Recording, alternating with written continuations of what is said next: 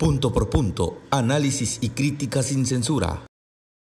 Hoy hablaremos de este motín sangriento que se llevó a cabo allá en el penal La Toma del municipio de Amatlán de los Reyes, Veracruz. Estos hechos que cimbraron a México ocurrieron la noche del sábado pasado, alrededor de las 22:30 horas, y derivado de ese motín hay al momento 8 personas muertas, 6 policías, 2 internos y algo así como 28 lesionados que están hospitalizados. Pero ¿qué es lo que hay detrás de esta tragedia? De eso vamos a hablar en este programa.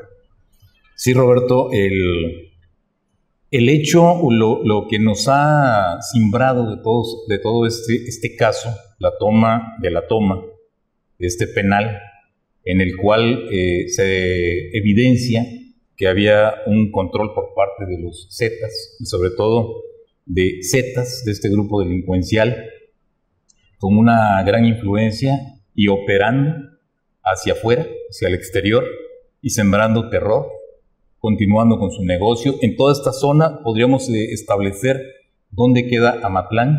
Es un municipio muy cercano a Córdoba, en la zona central del estado de Veracruz, cerca ya, prácticamente en la colindancia con el estado de Puebla, donde inician las cumbres de Maltrata, muy cerca del Pico de Orizaba. Ahí es donde se ubica este penal. ¿Qué nos deja? Nos deja varias lecciones. Por un lado, siguen habiendo autogobiernos no reconocidos por la autoridad, pero que en los hechos se sigue demostrando que los reos continúan con esta práctica. Entre ellos se imponen formas de actuar, hay formas de terror, hay un control, hay corrupción, hay incluso una influencia muy, muy fuerte hacia quien está encargado por parte del Estado de la dirección del penal. Controlan todo, controlan a los custodios, controlan las cuotas, tienen todo a su disposición, pero también nos evidencia que aquí, evidentemente, por sí que siendo un poquito redundantes, se cayó en aquello de que alguien, cuando se iba a realizar un operativo, quizá el operativo bien diseñado, aunque hay quien cuestiona y dice que fue un mal operativo policíaco, para trasladar a estos reos de alta peligrosidad, a los líderes Zetas, es obvio que hubo una filtración de información desde muy arriba dentro del gobierno del estado de Veracruz, el gobierno de Miguel Ángel Yunes, el área de seguridad pública, de su secretario Jaime Telles Marié. Obvio que hubo una filtración, y esta filtración sale de los niveles más altos del área de seguridad y llega a los directivos del penal, y les es hecho saber a los jefes Zetas que se los iban a llevar. Y por otra parte, hablaremos también de un personaje como es José L. Márquez, alias el Chichis, que es un tipo que ya ha estado en algunas balaceras y lo dieron por muerto. Después ingresó a un penal y lo sacaron. Después se le reaprendió prácticamente al salir de un penal de alta seguridad, un penal federal, y resulta que aparece en este penal de La Toma. Y cuando se le iba a trasladar hace ya año y medio, pues no se le pudo trasladar a un penal de alta seguridad, y hoy vuelve a aparecer en este caso. Pero evidencia todo esto, y podremos concluir en ese análisis que estamos haciendo en que la reinserción, la readaptación social es un mito en México. O sea, los penales son escuelas del crimen, para nada logran reinsertar a nadie, ni al delincuente ni al inocente que cayó ahí, no lo pueden volver a reinsertar en la sociedad. Yo creo que ahí sobre 4 ejes podríamos hacer todo un análisis de lo que pasó allí en La Toma. Sí, efectivamente, Mucio. Fíjate que este tipo de tragedias duelen, y duelen mucho porque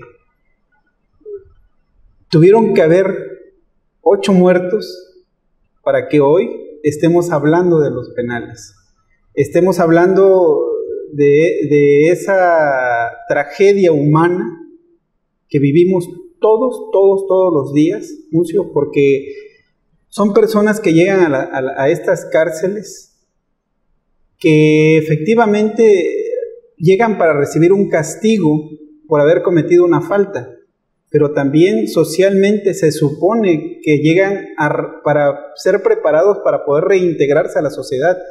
Y es terrible esta tragedia, Mucio, porque ahí están nuestros vecinos, nuestros amigos, nuestros hermanos, nuestros familiares, es decir, personas que conocemos y que cometieron un error, pero no se les está dando un castigo, Mucio, se les condena a vivir un infierno, porque esto que pasó ahí, esta tragedia, pues hay impunidad, ¿sí? Hay impunidad de cómo delincuentes siguen operando dentro de las cárceles, son los dueños de las cárceles.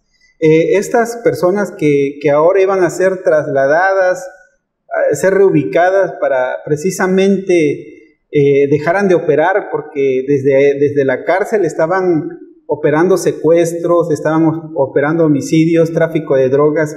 La cárcel era una oficina en la cual gozaban de impunidad. Un centro Además, de operaciones, ¿no? ¿A quién podrían acusar de haber cometido un homicidio si está en la cárcel? Claro. Pero desde adentro los estaban operando en este corredor que era de Orizaba a Matlán de los Reyes, ahí donde están varias comunidades, es la zona donde está Córdoba, Orizaba, una zona muy productiva del estado, muchos empresarios en esta zona, pero ahí estaban estos delincuentes operando. Ya en el 2016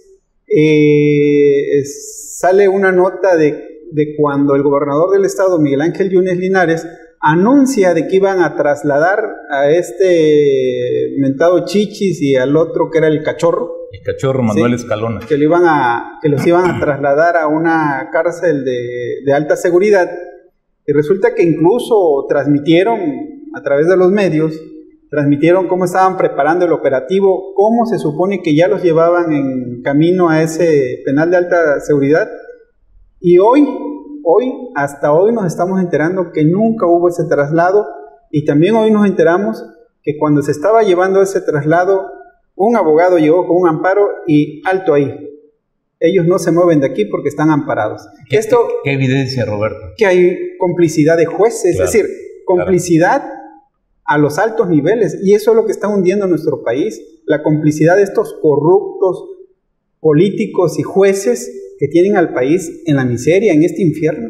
Sí, fíjate, Roberto, cuando tocas el tema de la protección o la complicidad del aparato judicial, nos remitimos a que también tienen la complicidad del aparato policíaco y tienen la complicidad del aparato político. O sea, tres escenarios, ¿sí?, que le sirven al criminal, o en este caso al crimen organizado, para poder operar de manera impune. El simple hecho de que José L. Márquez, alias el Chichis, fuera a ser trasladado, se suspendiera el traslado, porque además se hizo con bombo y platillo, como dices, o sea, esto nos revela que hay todo tipo de instrumentos legales y obviamente de subterfugios para poder evitar que esta gente se traslade a lugares donde ya no va a poder operar de la misma manera. Y no decimos que desde los penales federales no esté ocurriendo, porque seguimos viendo que, por ejemplo, hay personajes del narcotráfico de muy alto nivel que desde los penales federales siguen operando hacia afuera. El corredor del que hablas, que es un corredor muy, muy interesante, viene desde Ciudad Mendoza. Estamos hablando ya de los límites con el estado de Puebla, incluso más allá. O sea, están ligados a bandas, porque este grupo, en su momento, y ahí es donde vemos una coincidencia, el Chichis y Manuel Escalona, con influencia en Ciudad Mendoza, y el Chichis en Orizaba, son detenidos, uno en una ocasión, otro en otra, pero a los dos se les acusa de la participación en la autoría intelectual y material del asesinato de la periodista Anabel Flores Salazar. Ella es secuestrada en un municipio altamirano cercano a Puebla, y su cuerpo aparece ya en el estado de Puebla, en la carretera a Tehuacán. La información que ella tenía y los datos que había filtrado y algunos comentarios que hizo en redes sociales provocaron su muerte. Vuelve a aparecer otro de los personajes que iban a salir en esta cuerda, uno el apodado La Paloma, y está relacionado con el asesinato del periodista Ricardo Monluy en el municipio de Yanga. Estamos advirtiendo que son gentes que vienen operando y que también vienen quitando el camino a mucha gente, pero sobre todo, por ejemplo, periodistas que en su momento pudieron haber sido incómodos para ellos, pero todo esto se da con esa complicidad del aparato judicial, con el aparato policíaco y con el aparato político. Si ya en el caso, por ejemplo, de Chichis, se sabía que desde aquel entonces, la primera información que nos llega de él es que había muerto en un enfrentamiento, cuando llegó otra banda, otro grupo delincuencial, y arrasó con un grupo de gentes dentro de una cantina, dentro de un bar en Orizaba, y ahí había fallecido esta persona. Y curiosamente, meses después, se le detiene en un retén. O sea, por varios meses se le dio por muerto. Obviamente que alguien que es dado por muerto dentro del crimen organizado puede operar con toda impunidad, porque ya no hay quien lo busque. Se supone que ahí terminó la acción penal contra él. Sin embargo, es detenido en un retén, se le remite a una cárcel de alta seguridad y con un amparo logra salir. Es decir, volvemos otra vez al aparato judicial favoreciéndolos.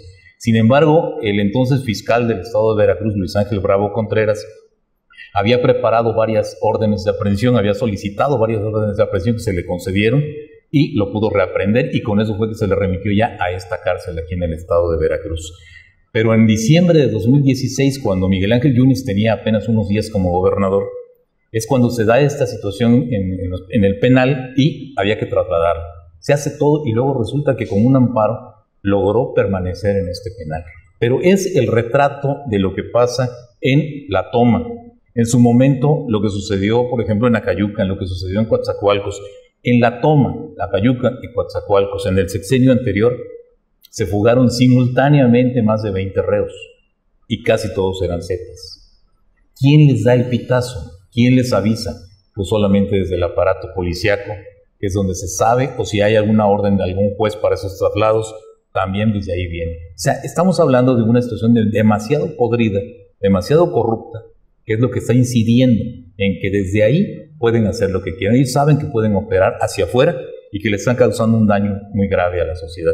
Y cuando hablabas, por ejemplo, de que los penales no son instrumentos para reinsertar a nadie en la sociedad y que muchos de ellos son criminales que pudieran pagar su pena y regresar a la sociedad a llevar una vida correcta, ese es un caso, pero estamos también ante la cantidad de inocentes que están en las cárceles. Entraron inocentes y ellos, aunque pudiera suponerse que se les pudiera reinsertar en la sociedad, no va a ocurrir así, porque las cárceles son una escuela del crimen. Y eso es lo que hoy estamos viendo. O sea, este caso está detonando una realidad de los penales del estado de Veracruz, que también es una realidad nacional, porque así está todo el sistema penitenciario a nivel México. Sí, definitivamente. Yo leía algunos comentarios y algunas opiniones, y creo mucho que como analistas del acontecer también debemos ser muy objetivos, ¿no? Es decir, yo digo, el gobernador no es un santo de mi devoción, pero en 2 años no le voy a exigir que arregle algo que ha prevalecido durante tantos años, ¿no? Yo he escuchado testimonios de personas que han estado en prisión y cómo escuchas cuando andan tratando de conseguir para pagar la cuota, para que no los golpeen. Y no son cuotas la famosa talacha, ¿no? La talacha, y son dependiendo, ahora sí como dicen ahí, dependiendo el salto, es la pedrada. Porque si bien le pueden cobrar 5,000 pesos, como le pueden estar cobrando hasta 50,000 pesos. Sí, así es. Sí, y eso es una realidad. También que hay una cuota mensual, que cuando no pagan la talacha, una ocasión un campesino me platicaba mucho, y créeme lo que yo lo escuchaba y veía en su cara el resentimiento de cómo lo obligaron aquí en el penal de Coatzacoalcos a estar por 2-3 días con el agua hasta nomás dejándolo respirar en un drenaje de aguas negras, de aguas sucias. ¿Imaginas lo que es vivir eso? Y era el cobro de la talacha que le hacían estos señores delincuentes, que son los que mandan ahí adentro. Yo escuchaba también y leía algunas entrevistas donde le pedían testimonios a los familiares de algunos de los presos que están ahí en la toma. Obviamente que no iban a decir sus nombres. Claro. El temor de que le hicieran más daño a sus familiares que estaban en la cárcel. Pero realmente ellos viven un infierno, los denigran totalmente. Ahí la dignidad se pierde absolutamente. Es decir, ¿cómo se puede rescatar a personas si se les está condenando a ese infierno, repito? Entonces yo creo que aquí merece una atención realmente integral, que no va a ser de la noche a la mañana, pero ojalá esta tragedia sirva de algo, sirva para mover a este gobierno y al que venga, de las siglas que sea. Es muy triste escuchar, por ejemplo, a candidatos a gobernadores que son oposición de este gobierno decir tanta estupidez. Y lo digo así con todas sus letras. Ojalá cuando lleguen al poder, y si es que les toca, demuestren y no se vayan a tener que tragar sus palabras. Sí, Roberto, fíjate, recapitulando un poco sobre esta situación, este mal ejemplo, esto que ocurre en la toma, en Amatlán de los Reyes. Yo creo que habría que hacer un análisis muy profundo, o sea, es el reflejo del problema carcelario del Estado. La tragedia que viven los familiares, o sea, no solamente lo vive el interno sufre, hemos platicado muchas veces y recientemente incluso con gente que estuvo en el penal, por ejemplo en Coatzacoalcos, y nos cuentan sus historias, o sea, son historias verdaderamente dramáticas de cómo tienen que someterse al trato con personas del crimen organizado. Ellos perciben que muchos de ellos son gente que está trastornada, que tienen una carga de violencia muy, muy alta, que someten a tortura a los reos simplemente por demostrar que hay un poder allá adentro. Lo viven ellos y lo viven los familiares. Muchos familiares o muchos reos le piden a sus familiares que se alejen, que no los vayan a ver. La mujer tiene que pasar muchas veces por el hostigamiento sexual para que se le permita ver a un familiar. Llega un momento que no se conforman con sacarles dinero, sino que aparte tienen que dar más cosas. A veces tienen que poner hasta propiedades a nombre de los familiares de los que mandan en estos penales. Se saben de historias de gente que hoy son muy famosas a nivel nacional por su actividad delictiva, por haber estado ligados a cárteles de mucha fuerza, presencia e influencia a nivel nacional, pero que aquí en el penal de Coatzacoalcos ahí permanecían y que también sembraron el terror. La pregunta es, ¿hasta cuándo? ¿Y cómo resolver algo como esto? Y no vemos por parte de los candidatos absolutamente nada. Todos nos hablan de generar desarrollo, de generar mayores inversiones en las ciudades, de que todo el mundo viva bien, de mejores salarios. Todos nos hablan de que vamos a traer mejores servicios de salud, escuelas, etcétera. Pero hay una parte en la que sí nos dicen que se van a sentar las bases para que haya seguridad y abatir un poco el problema de la violencia. Sin embargo, si no se toca el punto desde dónde operan los cárteles o los grupos del crimen organizado o de la delincuencia común, difícilmente se puede resolver. El problema muchas veces está en cárceles como la que tenemos ahora. En el caso, por ejemplo, de la toma, ha sucedido en otras cárceles del Estado, ha habido fugas en otras partes del Estado de Veracruz, en otros penales, en otros reclusorios, pero no vemos que este asunto se pueda corregir de manera integral y definitiva. Es decir, venimos cargando con esto todo el tiempo, el sistema carcelario no se mejora. Ahí están las evidencias, periodistas, analistas, estudiosos de este fenómeno que lo han planteado, porque ahí está latente este problema. Yo creo que ahí es donde tenemos que trabajar muy fuerte en cuanto a sensibilizar a la sociedad de que hay que exigir que ese tipo de situaciones, de estos penales que además están sobrepoblados. Si observamos esos 359 penales que tiene el país, la nación, ¿cuántos de ellos tienen capacidad, por ejemplo, para 1,000 reclusos, pero tienen una población al triple? O sea, la sobrepoblación es altísima. Y sin embargo, todos ellos se vuelven delincuentes o ya son delincuentes cuando están adentro y no hay manera de que salgan a reintegrarse a la sociedad. O sea, en el caso de Veracruz, con los 17 penales que tiene, más el penal Villalama, que es de máxima seguridad federal, tampoco se ve que haya una solución a este problema. La criminalidad está operando afuera y está operando dentro de los penales. Sí, por otro lado, esta situación deja muy a la vista que este gobierno está enfrentando, es decir, que la delincuencia ya le está haciendo frente y le está haciendo mella, ¿no? Digo, finalmente el no aceptar este traslado provoca este motín. Qué terrible manera de haber asesinado a estas personas, porque es un crimen que los asfixiaron prácticamente, los encerraron, encendieron unos colchones y su muerte. Sí, Roberto, y sobre todo, yo no quisiera que cerremos esa parte de este análisis, que podemos seguir hablando, obviamente, mucho todavía, porque hay muchos aspectos que día a día se vienen revelando, pero no quisiera dejar de mencionar algo.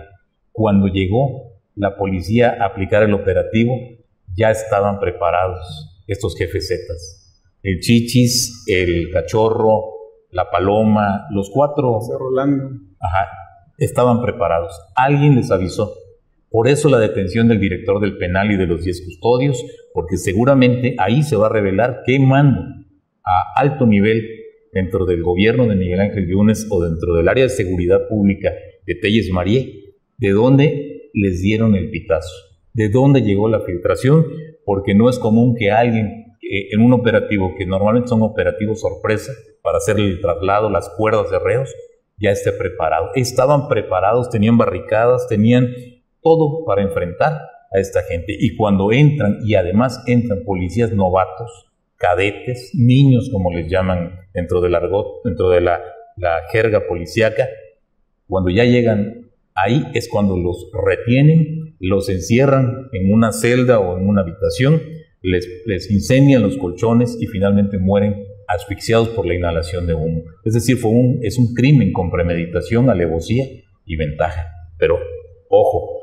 si están ahí es porque todavía hay una policía, y yo no dejo de pensar, Roberto, que el asunto de la desaparición forzada que denunció el gobierno de Miguel Ángel Yunes, las acusaciones del fiscal Jorge Winkler en contra de Arturo Bermúdez y todos sus mandos policíacos de la tortura a los halcones zetas, tiene mucho que ver con eso. Es como una reacción de la misma policía que está operando en este momento, pero que es la misma policía con la que venía trabajando Javier Duarte, que están golpeteando ahí, y ellos mismos filtran esto a sabiendas de que esto iba a detonar en un escándalo nacional, internacional diría yo, porque la reacción ha sido brutal por todos lados que se le vea, por la cantidad de personas que fallecieron, que además te digo algo, Roberto, la primera información se mencionaba que había 2 reos fugados, el Chichis y el Cachorro, y no fue así, ahí están todavía. Segundo, se hablaba de que había muertos, pero se decía que eran reclusos. O sea, el primer punto fue tratar de evidenciar que llegaron y que fue una acción represiva y que mataron a los reclusos. Y luego nos enteramos que los muertos estaban del otro lado, eran policías y los habían llevado prácticamente a un matadero. Hubo contención de la violencia. Sí. Creo que hoy, si hubiesen actuado con la fuerza, realmente estaríamos hablando de varios reos muertos, y con este número de policías muertos, yo creo que estaríamos discutiéndolo, pero algo pasó, que no hubo más violencia de la que se recibió. Así es. Estamos concluyendo este tema, el tema de la toma del penal, la toma de la toma en Amatlán de los Reyes. Regresamos en un momento, vamos a abordar el caso de los candidatos a la presidencia de la República, el arranque de sus campañas y sobre todo, ¿qué nos dicen que no hayamos escuchado antes? Regresamos. Estamos de regreso. Los candidatos a la presidencia de la República, Andrés Manuel López Obrador como puntero en las encuestas, en la percepción, en la intención de voto, seguido por Ricardo Anaya de la coalición PAN-PRD, Movimiento Ciudadano, José Antonio Meade en el tercer lugar, PRI, Partido Verde, Nueva Alianza, la candidata independiente Margarita Zavala. Pero Roberto, lo que yo no veo en todo esto es qué novedad en los candidatos. Es el mismo discurso que les venimos escuchando. Andrés Manuel hace 12 años que nos viene diciendo lo mismo. Ricardo Anaya desde hace ya aproximadamente año y medio, con el mismo sonsonete de que va a hacer un gobierno diferente, que realmente aterrice beneficios para la sociedad. Quizá le haya agregado algunos otros detalles últimamente. José Antonio Meade, el candidato independiente que sirvió al panismo y al priismo y que dice que sí combatió la corrupción, aunque está la estafa maestra y están los otros desvíos de recursos de Rosario Robles, que por cierto prácticamente queda exonerada de toda responsabilidad con una decisión de la Secretaría de la Función Pública, y Margarita Zavala, que lo único que nos está planteando ahora es que haría un gobierno muy semejante al de su esposo Felipe Calderón. No veo absolutamente ninguna novedad, y eso también nos pudiera llevar a un escenario ahora sí que de los que reciben ese mensaje, diciendo pues me quedo como estoy porque ninguno me ha movido, o sea, para cambiar de intención de voto. Sí, efectivamente estamos en un escenario de como que ya llegaron, cuando menos, y estoy hablando de su discurso, al tope, están estancados, y en el caso del candidato puntero que es Andrés Manuel López Obrador, ya incluso está variando el discurso en algunos temas como el del aeropuerto, ya de decir que no se iba a construir, está diciendo que lo va a pensar, y esto después de que fue exhibido de que estaba basando su discurso en datos falsos, ¿no? Igual el caso de Ricardo Anaya, que hoy tiene que estar enfrentando todos esos señalamientos, casualmente, y se percibe, con bastante claridad, que endosados por el PRI, que queriendo bajar a Ricardo Anaya, no solamente bajan a Anaya, sino que impulsan más a Andrés Manuel López Obrador, que hoy en día está en uno de sus máximos, ¿no? Ya dicen algunos, sobre todo sus seguidores, que ya está rompiendo su propio techo, ¿no? Pero yo repito, creo, Mucio, que lo importante no es llegar, sino mantenerse. Y creo que vienen temas muy fuertes, de los cuales pues habrá que discutirlos, o tendrán que discutirlos los tres candidatos. Meade sigue en la azotea, no creo que se levante, la gente está muy molesta, realmente tendría que suceder algo insólito para que Meade pueda superar ese sótano en el que está hundido, y muchos estamos esperando los debates. Y yo me pongo a pensar, Mucio, ¿podrá Andrés Manuel no asistir a los debates? Mira, si analizamos, Roberto, ya lo habíamos platicado en programas anteriores, ¿qué sucedería, por ejemplo, con un candidato que trae 50 puntos en intención de voto, por ejemplo, como lo han puesto algunos, o el periódico El País, que se aventó la puntada de hablar de 79 puntos de intención de voto, que pues no sé si haya otro candidato a nivel mundial e históricamente que pueda tener esos porcentajes, pero hablábamos en un programa anterior que Andrés Manuel posiblemente tuviera 40% de intención de voto. Si así fuera, lo más aconsejable sería que se fuera a su casa a descansar, mantenerse con los spots, porque en los spots se dice lo que el candidato quiere expresar. Sin embargo, ya cuando viene la entrevista o cuando viene el debate, se corre el riesgo de tener un resbalón y perder algunos puntos, ¿sí? Las caídas a veces pueden ser estrepitosas, lo hemos visto. ¿Qué le pasó a Cuauhtémoc Cárdenas en aquel debate con Ernesto Zedillo y con el jefe Diego Fernández de Ceballos, que fue tan fuerte la embestida de Diego Fernández de Ceballos que Cuauhtémoc jamás se pudo levantar? Después de que en el 88 había tenido prácticamente la victoria en la bolsa, y también cuestiona que se la robaron, en el caso de Salinas, la caída del sistema. En el 94 era su segunda oportunidad y tenía todo para ganar, y sin embargo un debate lo tiró al suelo, nunca se pudo levantar de eso. Andrés Manuel, si tuviera la ventaja que trae, pudiera decir, no me presento a los debates, pero recordemos que los debates son obligatorios para los candidatos presidenciales. Los que organiza el INE son obligatorios. Los que organizan los propios candidatos o algunas asociaciones, agrupaciones, periodistas, etcétera, son opcionales. Yo veo, por ejemplo, en las primeras declaraciones que ha hecho Andrés Manuel en estos primeros días de campaña formal, sí, porque su campaña viene desde hace 12 años, ¿no? Pero bueno, la campaña formal de Andrés Manuel es amor y paz. levanta los brazos, levanta las manos y dice, amor y paz, no voy a caer en provocaciones. Él nos está dejando ver ahí que se va a cuidar de no cometer un error en alguna declaración que le pudiera restar puntos. Tiene que mantener su ventaja. Pero vamos a analizar un poquito la historia. Hace 6 años, Roberto, Enrique Peña Nieto traía 51 puntos de intención de voto. Terminó la elección con 38.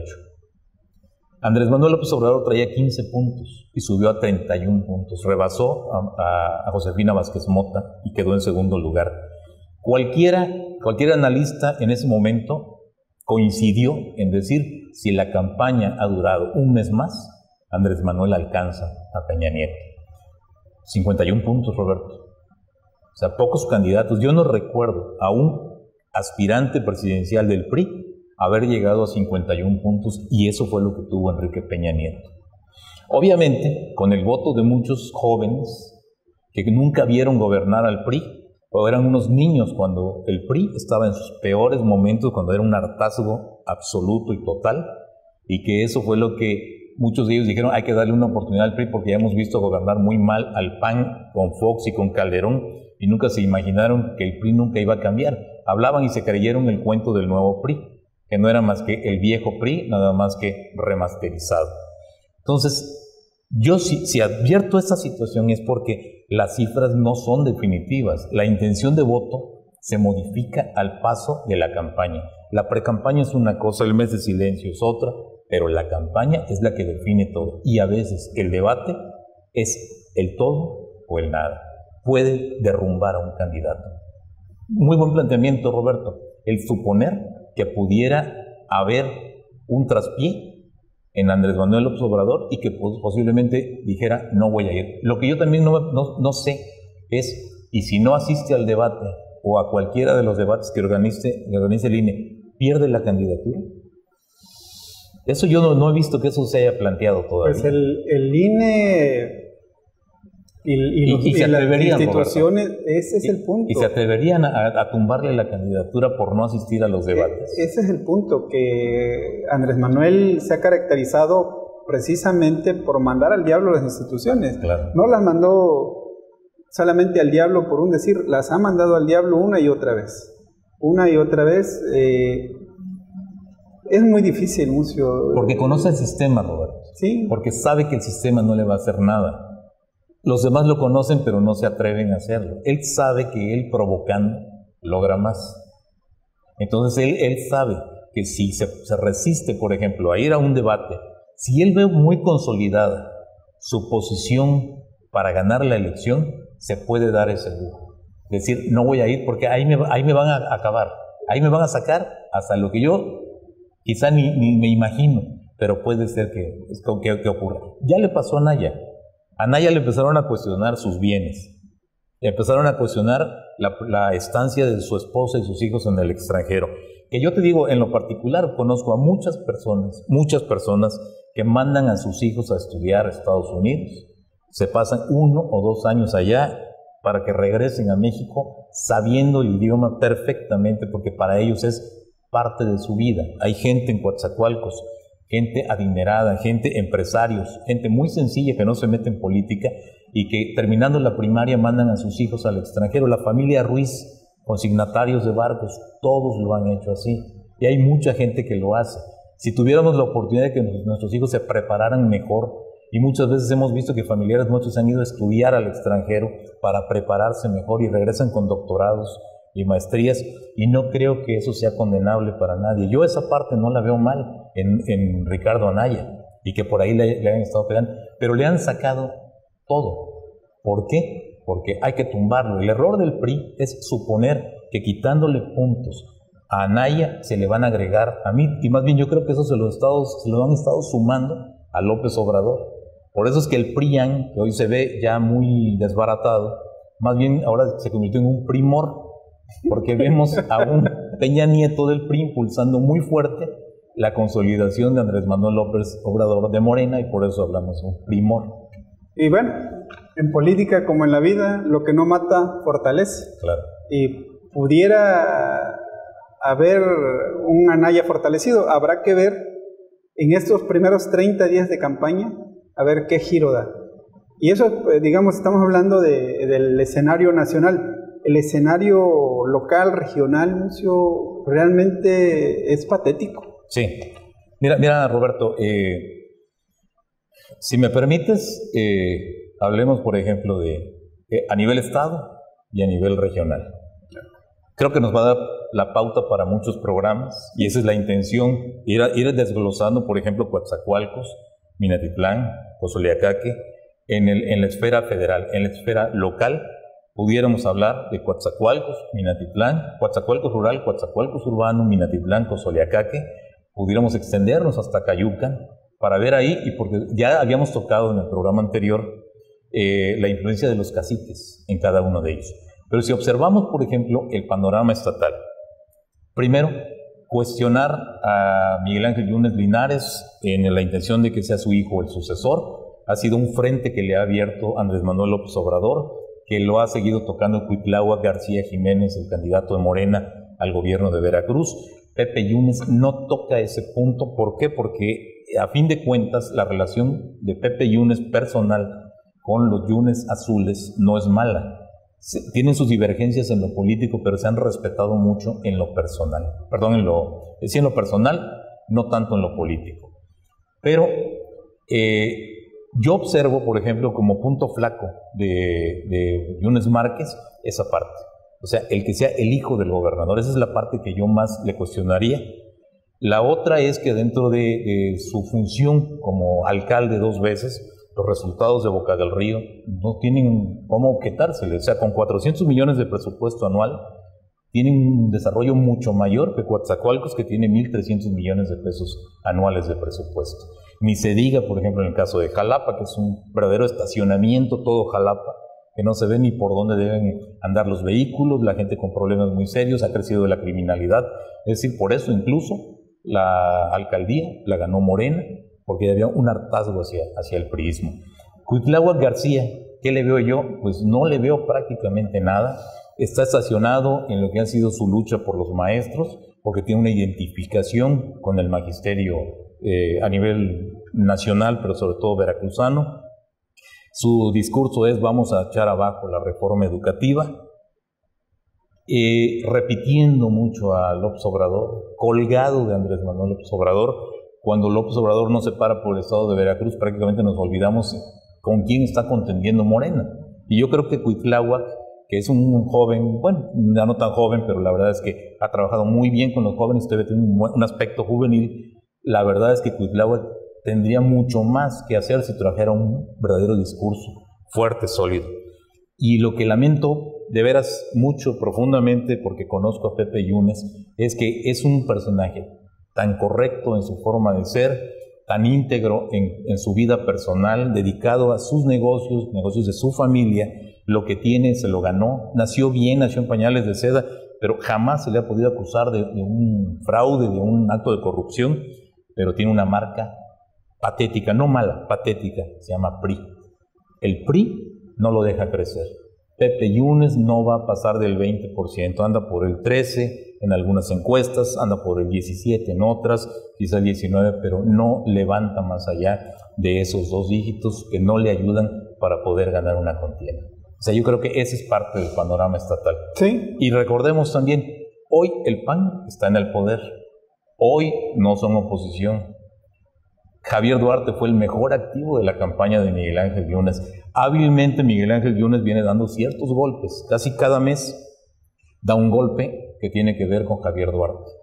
El de la desaparición forzada fue uno. El del rancho encontraron ahí hay de todo en el nuevo rancho de La Cartuja, atribuido a Arturo Bermúdez Zurita, el exsecretario de Seguridad Pública del Estado de Veracruz. Son elementos que se vienen sucediendo y que seguramente vamos a ver un golpe de ellos cada mes para recordarnos cuánto daño le hizo Javier Duarte al Estado de Veracruz. Y es un activo de la campaña.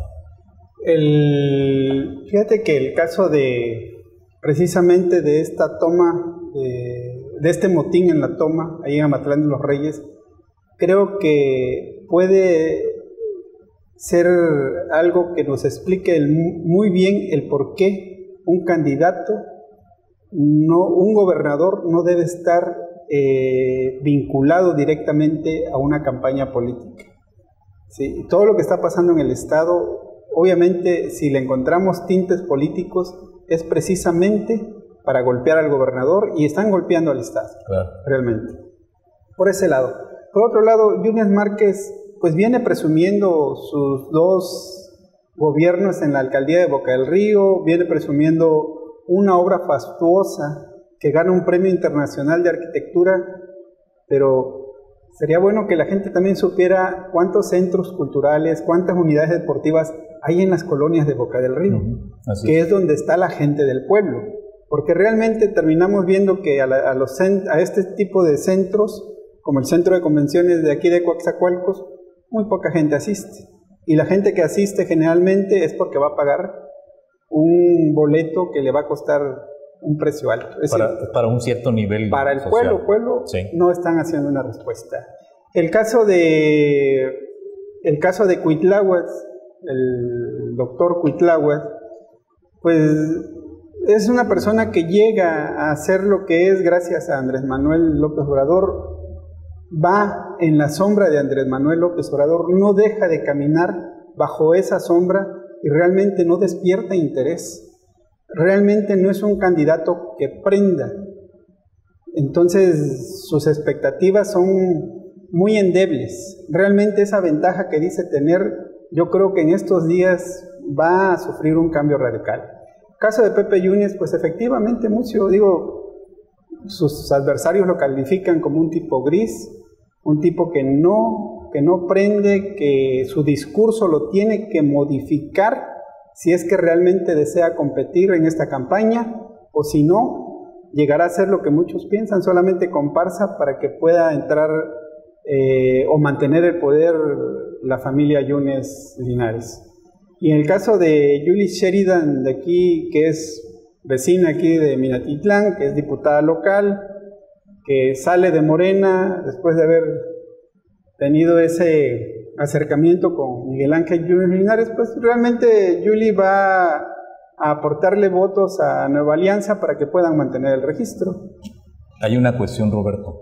Si se llegara a cerrar la elección, si se llegara a apretar por el efecto López Obrador, si llegara a estacionarse en un momento dado Miguel Ángel Yunes Márquez y Cuitláhuac, arrastrado por López Obrador, cerrara la elección, los votos de Julie Sheridan pudieran ser la bisagra para definir quién es el gobernador. Porque si esos votos de Nueva Alianza, que son maestros, los hubiera cooptado de alguna manera Cuitláhuac, los hubiera jalado Morena, esos votos se les sumarían a Cuitláhuac García.